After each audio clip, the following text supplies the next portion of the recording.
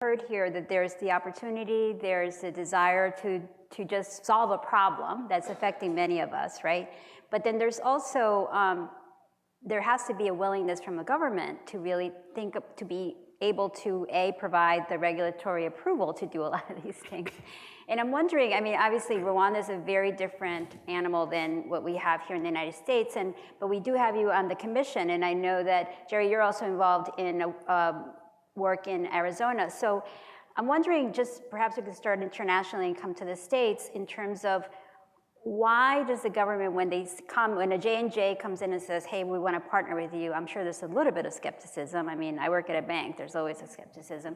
And so about why should we start doing this? And then maybe we can talk from there on the state level. So go ahead, Jus. Sure, thank you. I mean, there's, based on the unmet needs, because the needs are humongous. We just heard, I mean, for opportunity, there's a huge opportunity. And in the health sector, there's untapped opportunities.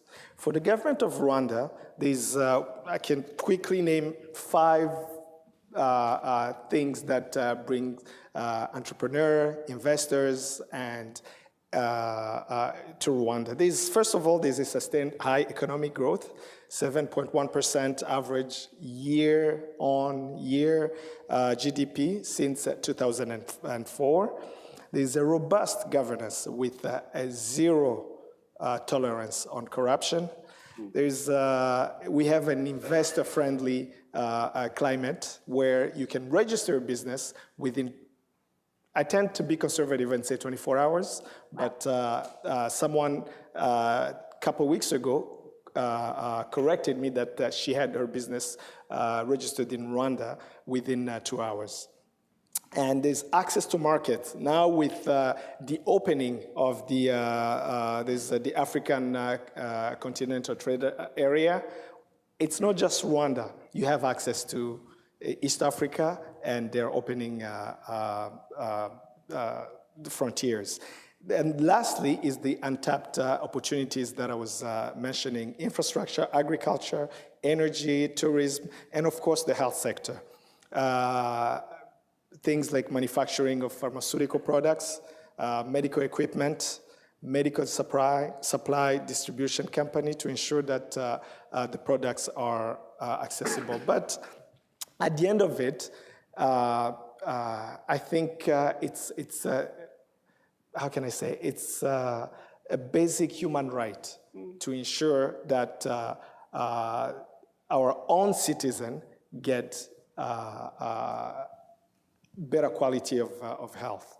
And this is not just in Rwanda. We've heard that worldwide that mental health is a serious challenge. Rwanda is not, I mean, there was an accelerator, right, if I can say so, from the genocide. Right. And there's this whole stigma, because for Rwandans before the genocide, used to mourn in silence. If you express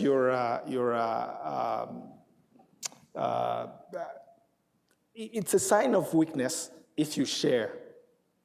So you can just imagine how after the genocide, you've lost so many people. There are so many victims. There are so many survivors.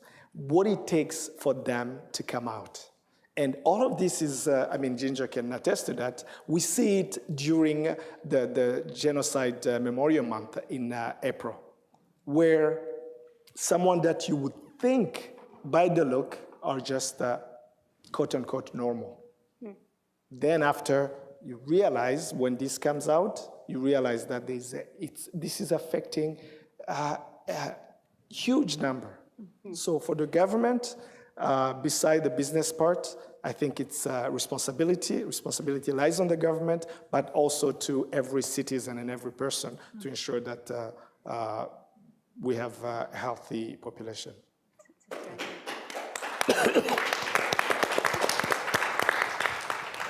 So I'll just stick with, I won't stick with your country. I would agree with everything you said, but I'll stick with actually Arizona and Phoenix. Phoenix is, you may or may not know now, the 5th largest city in the United States, fastest growing city in the United States. And because of that, a lot of what I would call infrastructure is not in place. And with that, if you think about what the government needs to do to help their cost control, you can pick any subject you want of an impact that mental health has on it. Homeless, crime, drugs, lack of productivity. You could talk to firemen, you could talk to policemen, you can talk to sheriffs. Every one of them, the impact is huge. So there's really a great payback, probably much better than many of the other things that get spent by state and local government today to focus on that, bring it together, take advantage of the great work that's been done around the world, and bring together an organization that complements government spending that becomes much more efficient. Last thing, and I'm sure you know this, but from an insurance standpoint, in the US, there's less spent on recognizing and covering mental health issues than anything else. And if we can help change that, we'll make a huge impact in a positive way for the people, as you said, but certainly for the government. That's great. That's great. We know in many ways, whether it's us citizens in California that like to think of ourselves this way, but California is a unique state. No doubt about it. I think it's an incredible state. My personal opinion is following the election of our new governor-elect, Gavin Newsom, who cares considerably about mental health. It's going to become an even greater state. Some people may not realize that approximately 1/4 of the total number of people in the U.S. that are born in another country reside in California. We have over 10 million people, at least at this point, that were born in another country. And as a result, California is just this hotbed, I think, of innovation and technology, not only in the private sector, but obviously in the public sector as well. It wasn't too many years ago that the voters in California approved Proposition 63. It's the only legislation of its type in the world. And what it does is it provides a 1% tax on everybody in California with a personal income over $1 million. That now has produced an annual $2 billion revenue source specific to mental health, on top of all the other mental health revenue that any other state would get. That provides us a unique opportunity. $100 million a year gets approved in California for mental health innovation. That gives the public sector permission to fail. Ideally, we won't. It gives us the ability to try new things that aren't linked to a revenue reimbursement structure, and to learn from the rest of the world on how we provide better, more personalized mental health care. And as my colleague said a little earlier, which is absolutely the civil rights, human rights cause of our time. One of the recent examples specifically that California achieved with these dollars is a technology investment specific to mental health. It is the largest mental health technology investment that we've made in California. I think it may be possibly in the spirit of innovation in the country. And what we did was approved over 10 counties participating in a technology solution, a virtual mental health system, customized, personalized to their county and community and city. And as a result, the counties in California partnered with 7 Cups. There's a breakout session. Some of you may have heard about them earlier today. But 7 Cups is delivering and scaling real-time, immediate mental health tech support, personalized, customized communities, and readily available, evidence-based, best practice care pathways to millions of Californians now in a way that the government structure, public sector, could have never pulled off.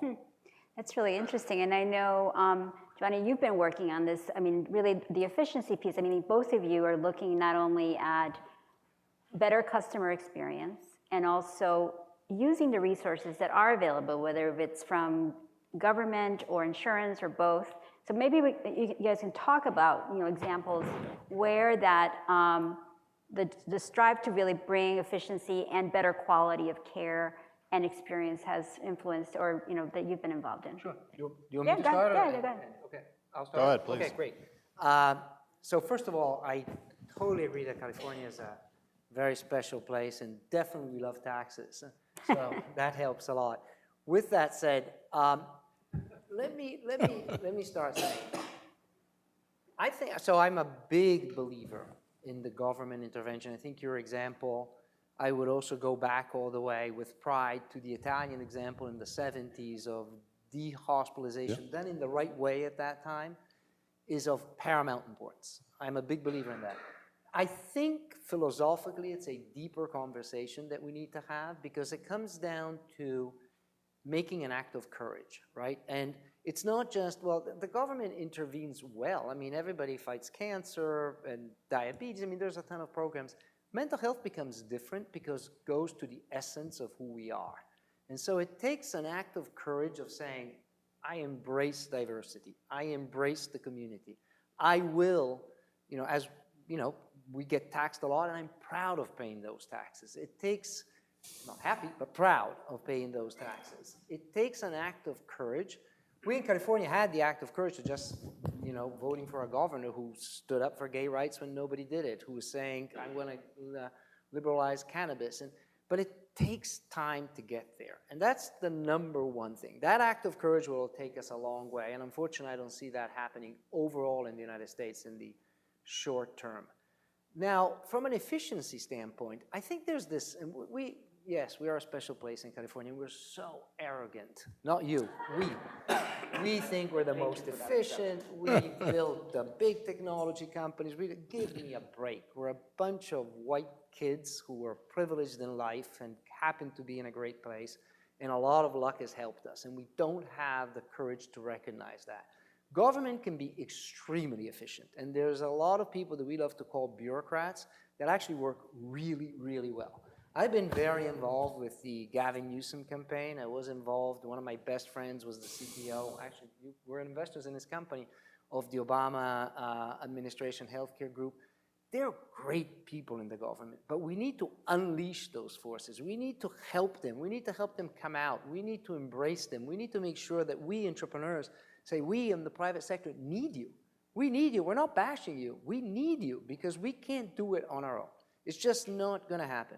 I've learned that lesson myself many times, and it's just the private sector can't do it alone. And there's great, great people in the public sector that now feel almost intimidated because we in the private sector believe that we're God in heaven and everybody else is whatever they are, bureaucrats, they can't do it. So until that happens, and there's a push now, hopefully, and it'll keep going, it'll keep coming, but California is a case on its own. There's going to be... It needs, I've traveled a lot to Texas and Midwest. They're nicer there. There's crews. Well, all right, so Okay. Adam, I know, Gio's- don't hold back, because I know he's very shy, so. No, I think Giovanni We is. have a great mental health case going on in the country now. Okay, so Adam, leave it to you. No, I think Giovanni is spot on. I mean, it takes both sides here. On the public and private side, we see that again is how you reach true scale and impact. It is also technology and its services, and all of that has to converge. And there are ways it can happen. It's happening in California through a lot of your great work. We're trying to employ a similar technology actually with you and away from you in terms of streamlining the handoffs from primary care to the appropriate mental health professional to make sure there is a more integrated patient experience. But those types of innovations, they take private capital, but they also take full alignment with the government. And that does come back to reimbursement and payments. And it's a basic human right. I wholeheartedly agree. It's also an essential benefit and needs to remain an essential benefit, I think, in all health plans from, the platinum-plated commercial plan to Medicaid. And I will say one thing we see is the difference in how that reimbursement is treated in expansion and non-expansion states. And where there is expansion and state and federal collaboration, coordination, and reimbursement, frankly, it's a much more powerful way to enable access and care than the non-expansion Adam, states. maybe you can explain what expansion states is. 'Cause I think- This, who accepted, federal aid when they were accepting Medicaid. And that's a highly political, red-blue discussion, but I think one that directly impacts, the reimbursement and how people providing the care are paid and making sure they're able to deliver that service. I mean, I think one trend that we would love to see more of, even as a person in the private sector, is alignment of those interests. Don't just pay for as many visits, but really pay for outcomes. I know Giovanni and the companies he builds are more than happy to have their, get paid based on the quality of outcomes, because we know that's going to be there. And we know that's going to be there across our portfolio, and we would embrace that, and I think that's a real win-win for the government, for the the government and the private sector. Yeah, that's a really important point, because I think you bring up the issue of not only just frequency and effectiveness, but also there's a conversation about parity of coverage, right? So there's, we get reimbursed at a certain level to, or get paid for health screenings, but not necessarily for going to a mental health specialist. So then I'm wondering, if any of you would want to comment on that. I mean, I recognize that's more of an American issue, although I would probably venture to say that in many countries, what happens inside your head is not perceived as valuable. And perhaps, from the gender perspective, I mean, you all are dealing with different markets all over the world, and curious about, how are, whether it's governments or even large employers. I mean, I can tell you, JP Morgan has 250 or 260,000 employees, and they're putting a lot of resources into making sure that we are well physically, that we are, not stressed out too much, hopefully, although that, ebbs and flows. But then also, if we have family members, and I think we talked during our prep session about the impact of having a family member who's not properly cared for. So curious about if any of you want to just chime in in terms of what are some of the things that are happening, both in terms of parity between physical and mental health, and then also opportunities where you have seen things work, because I mean that it's always good to also celebrate those situations. No. So first of all, psychiatric treatment works. Period. End of story. I mean, there's clear evidence that well done, it works. And so that is a little bit of a travesty when we don't pay for it because we don't understand the outcomes. Done well, it works, and it works very well. And we have an example here. And I think the psychiatrist in the room will agree with me that we psychiatrists have been our worst enemies for a long time, right? Because we created the annuity payments of psychoanalytic treatment and with no real accountability to it, and that sort of created a bad wave after that. There's many ways of measuring this. There's great ways of having outcomes. There's cognitive therapies, then psychopharmacological therapies, recovery therapies, and long-term treatments that work well. And then we know well that helps in productivity. I'm never shy of sharing a personal experience. I went through the suicide of my dad, and that took me off being the CEO of a company for a while. And my company at that point was almost publicly traded. Through therapy, I came back well. You would argue, well or not, you're one of my investors. Started another company, but I had the resources, the possibility, and the family structure to go through an experience like that and recover. And I'm asking, why did that have to, why did I have that blessing and so many other people I met through that experience didn't have it, and they're still struggling with it? That is where I really, I'm sorry I'm venting, but I'm still upset about it. I'm angry about it. I think you're right. We have a long way to go. I can't pretend to speak for all of the globe. I'll speak from the U.S. perspective and some of the other places I'm more familiar with around the world. But this whole idea of whole health, including both physical health and mental health in one setting, has not spread, even in some of the most wealthiest countries in ways that you would think. And so I think that is really the magic recipe for this intersection, where you're going to have innovation in technology, whether it's examples like 7 Cups or Quartet, which Sutter Health has partnered with, as well as care model redesign, practice transformation.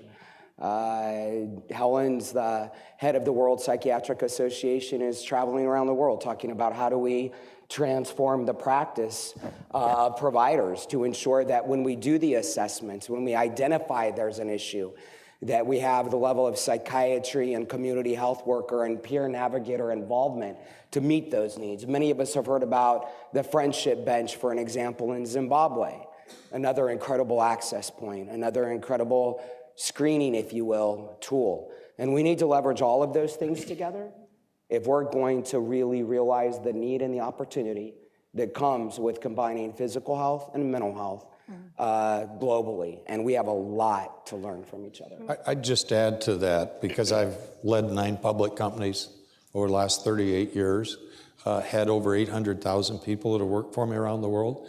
20 years ago, we decided we weren't going to worry about whether insurance covered mental health or not, put it in place ourselves, because it's the single biggest, maybe you can't prove it, I think we can, it's the single biggest productivity issue industry has, period, full stop. So if you attack it, accept it as an investment to increase productivity, it'll work. We don't talk about that enough from an industry standpoint.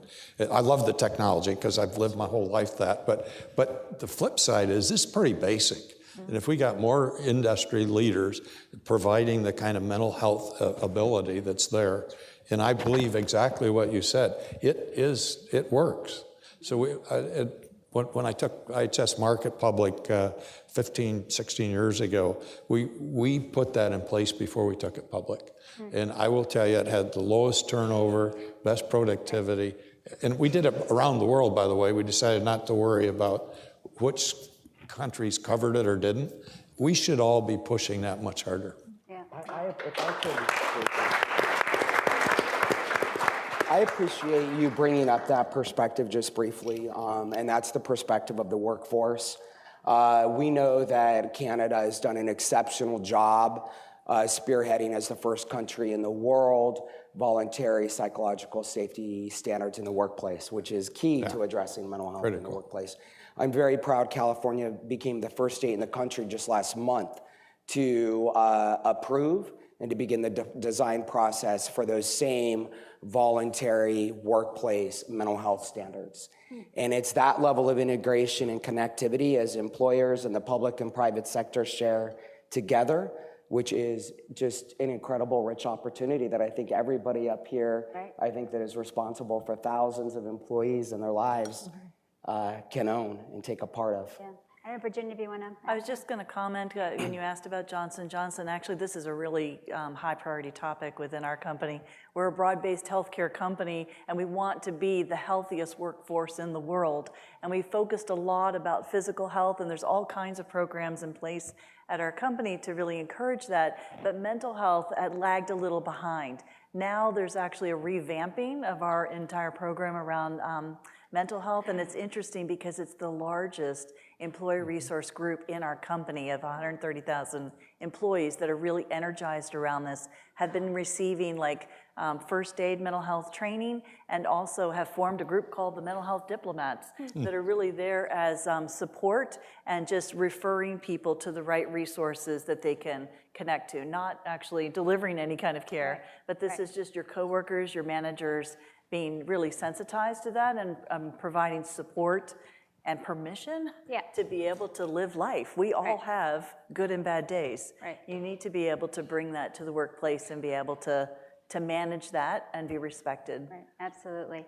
So I want to spend the last 15 minutes of our time together talking about what didn't work. I'm sure all of you have 100%, alpha, as we like to say, everything's successful, 20-fold. However, there's probably one or two things that didn't work out. And I'm curious, if you can maybe, you don't have to be very specific, but even some of the things, some of the practices or some of the situations that you really found created a situation that just wasn't going to, move your goal forward. Because I think sometimes, we do like to talk about all the good things that have happened, but the reality is that public-private partnerships or any partnerships, they're hard, and they require flexibility. And I think we heard that, Virginia, and from colleague, it's just that you need flexibility, you need clarity of purpose, and in probably some level of trust. But I'm curious, I'm just going to go from Adam on down to talk about maybe things that you have found are really necessary and things that maybe you try to shy away from. Certainly. Well, I think it comes back to many of the things we've talked about is, there has to be good goal alignment. There has to be, a shared mission and vision of what success looks like. I think specifically in this area, there has to be real depth of experience. As Giovanni mentioned earlier, that's certainly resonant in the nonprofit side and making sure there's equal amount of that on the for-profit side in these arrangements. We think that that's critical, and we think that when there is that type of convergence in the effort, certainly an appreciation for the significance of the impact one can have on on mental health, as well as just what does a great outcome look like, and trying to drive against that every day. I mean, those are kind of table stakes. Those have to be in place. I think where we've seen things not be successful is certainly when there's not alignment on any of those fronts, and I'll again raise my hand as somebody from the for-profit side, when the commercial agenda takes control and when there are corners cut for the sake of margin, and it starts impacting either the delivery of high quality care, or running afoul of regulations that are there for a reason. And we've seen that with folks in the kind of healthcare landscape generally, but specifically in mental health. And if I just point to one area for folks in the US, putting my investor hat on, that I'm concerned about, it's related to addiction treatment in the Suboxone space. I think it's something where when you see 30 business plans show up a week, you start getting a little bit of concern. And we've been in this, investors in healthcare, for 35 years. We care very much about our reputation and how we do it. This is a category that I think there is growing kind of demand if you're looking at it as a capitalist, but one where I think there's need for real oversight, regulation, caution, and folks to begin to developing what the right type of care looks like in this particular area. Giovanni? Yeah, so two areas where I found, there's many failures I faced, but two areas where I really found it difficult. One is just the mash of two cultures. It's a complex thing. I mean, in the for-profit sector, especially in the entrepreneurial one, we come with, okay, we want things done yesterday. And in the non-for-profit sector, because of the layers of complexity and the type of problems that are solved, there's the I call them the famous 3 T's, things take time. And it is just hard sometimes. And so I'm not very good at it, I admit it.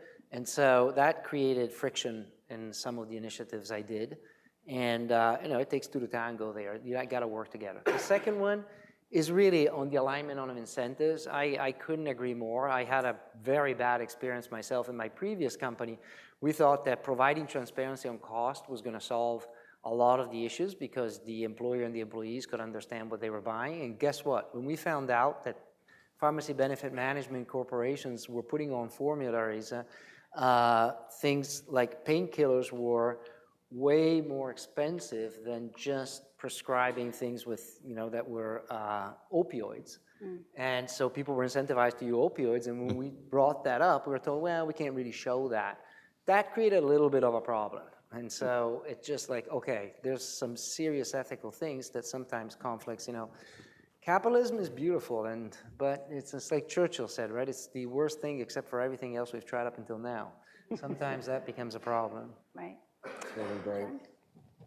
I talked about all of the wins and successes associated with those Prop 63 revenues, which are now over $2 billion. But I would also point, despite the incredible efforts of Darrell Steinberg, that on some level, the commission and the way that we have allocated those dollars have absolutely not worked. In California, we have over 52 counties. You might as well say 52 countries.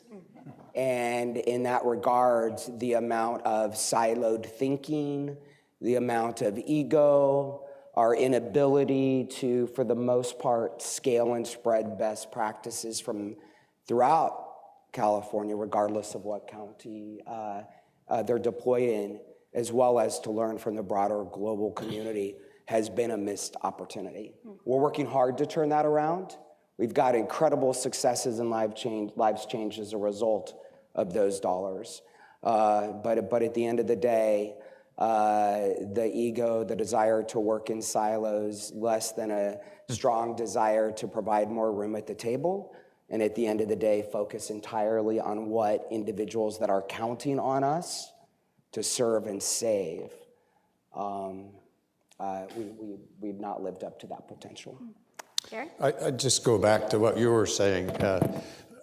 I've given average annual return to my shareholders 28.3% over 38 years. It's because I ignored what you were talking about.